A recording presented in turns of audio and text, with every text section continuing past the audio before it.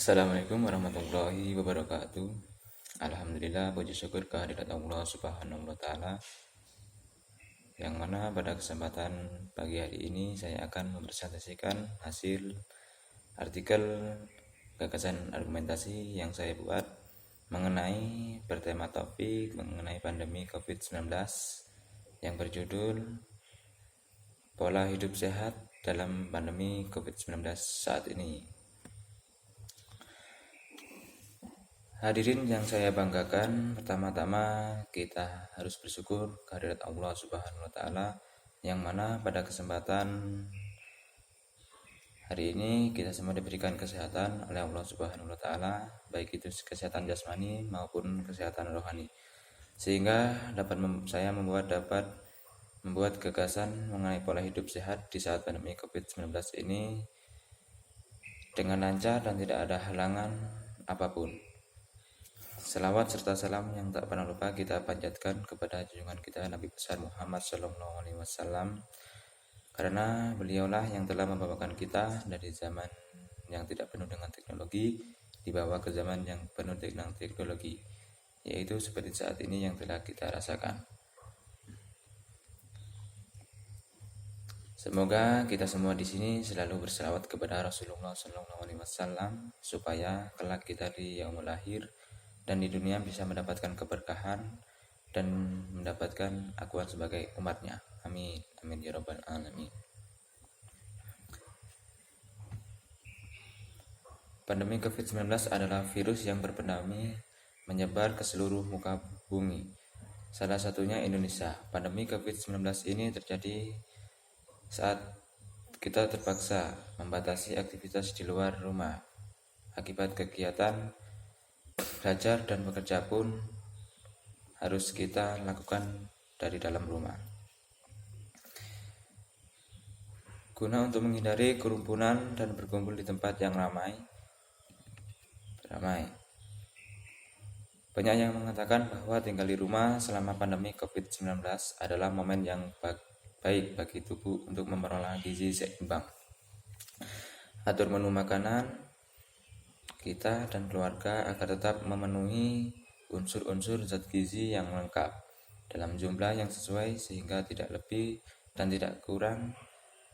Kita dapat menerapkan konsep piring makanan yang memenuhi kaidah gizi seimbang. Ada beberapa konsep gizi seimbang, diantaranya yaitu sebagai berikut. Yang pertama yaitu A.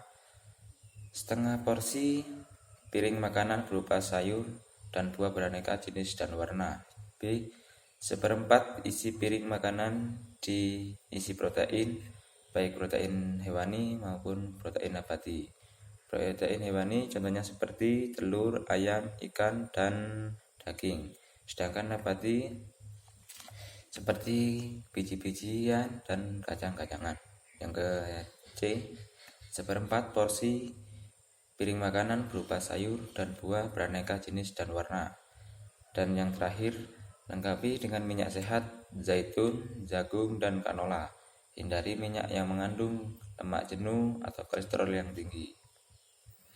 Apabila kita menggunakan minyak kelapa sawit, saya anjurkan kita menggunakan minyak yang berkemasan seperti Bimoli, Vipco, dan lain sebagainya. Tolong hindari penggunaan minyak sayur yang berkiloan, itu karena memiliki lemak jenuh yang tinggi dan kolesterol yang besar.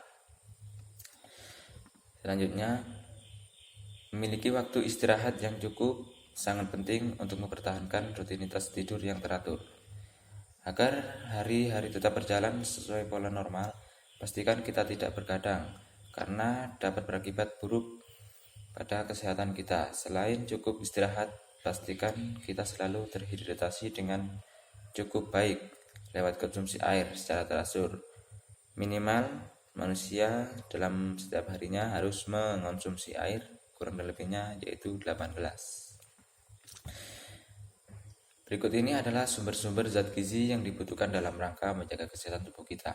Jadi, dalam menjaga konsep zat gizi ada beberapa sumber-sumbernya. Yang pertama protein, yang kedua vitamin A, dan yang ketiga vitamin C, yang keempat vitamin E, yang kelima seng, dan yang terakhir probiotik atau bakteri bermanfaat bagi tubuh kita. Kembali ke pertama, yaitu protein. Protein adalah zat yang berfungsi untuk memperkuat tulang punggung dari mekanisme pertahanan tubuh. Karena antibodi dan sel yang berfungsi menjaga kekebalan tubuh lainnya terbuat dari protein. Bahan makanan sumber protein terdapat pada telur, susu, yogurt, keju, ikan, dan daging. Selain itu, protein dapat didapat secara berkualitas dengan cara mengonsumsi antara kombinasi sayuran, biji-bijian, dan kacang-kacangan. Oke, yang kedua, vitamin A. Sebagai penguat, sebagai pengatur salah satu organ kekebalan tubuh yang paling penting, yaitu kulit, saluran pencernaan, dan paru-paru.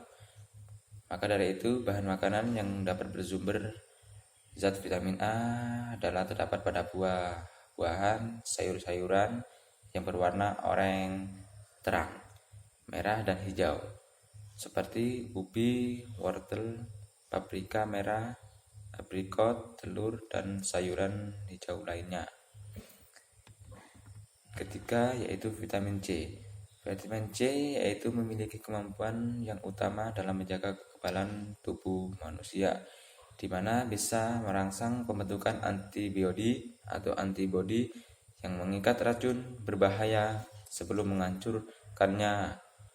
Bahan makanan berbahan atau berkonsumsi vitamin E sebagai berikut, contohnya yaitu buah jeruk, pepaya, stroberi, paprika merah, dan tomat. Buah-buahan yang mengandung vitamin C yang tinggi yaitu berasal dari buah-buahan yang berwarna kuning. Yang keempat, yaitu vitamin E. Vitamin E yaitu memiliki kemampuan dalam menunjang peran vitamin C untuk menjaga kesehatan dan mengusir penyebab-penyebab dari luar yang dapat menyebabkan tubuh terkena penyakit. Bahan makanan bersumber vitamin E terdapat pada biji-bijian, kutu, atau sereal yang diperkaya oleh bijian seperti bunga matahari, kacang-kacangan, dan minyak sayur. Dan yang kelima, seng. Seng adalah berfungsi memiliki kemampuan dalam membantu mempercepat penyembuhan luka dan meningkatkan sistem kekebalan tubuh. Bahan makanan yang bersumber seng terdapat pada daging tanpa lemak, unggas, makanan laut, susu, biji-bijian, dan kacang-kacangan. Konsumsi suplemen kacangan seng yang berlebihan tidak dianjurkan karena ada penelitian yang menunjukkan bahwa seng dalam jumlah berlebihan justru akan melemahkan kemampuan tubuh untuk melawan virus dan infeksi. Dan yang terakhir yaitu probiotik atau bakteri yang bermanfaat. Memiliki kemampuan untuk menjaga agar sistem pencernaan makanan kita tetap sehat. Faktanya ada beberapa jenis serat makanan yang diperlukan untuk memberi makanan bakteri bermanfaat ini yang berada dalam tubuh manusia. Bahan makanan yang mengandung probiotik adalah yogurt dan kefir, dan untuk memaksimalkan kerja probiotik dianjurkan untuk mengonsumsi makanan sayur, buah, biji-bijian, dan kacang-kacangan. Kebiasaan mengonsumsi makanan bergizi akan berdampak pada tingkat energi dan produktif kita. Hal ini juga akan menjaga kita dari kebebasan mengkonsumsi makanan cepat saji yang tidak baik bagi tubuh kita. Selain menjaga kita dari kebiasaan mengonsumsi makanan cepat saji yang tidak baik bagi tubuh kita, selain mengatur pola makan kita, aktivitas fisik tetap diperlukan untuk menyeimbangkan kondisi kesehatan tubuh kita. Ada banyak olahraga yang bisa kita kerjakan di rumah bahkan tanpa menggunakan alat olahraga apapun. Hal ini akan menyempurnakan perubahan pola sehat kita untuk kedepannya. Oke, terima kasih. Itulah tadi yang video saya buat. Semoga dapat bermanfaat. Saya akhiri, dari Taufiq Walhidayah. Wassalamualaikum warahmatullahi wabarakatuh.